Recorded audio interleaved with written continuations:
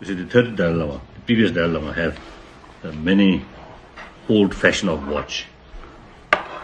So since my childhood, I always found these as a watch.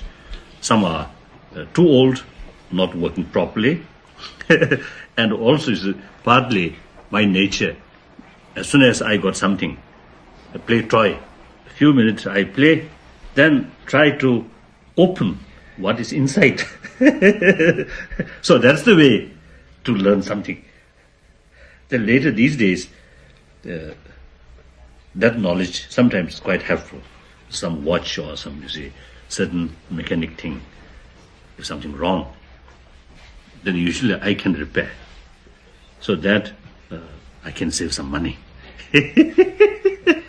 Sometimes I satisfy.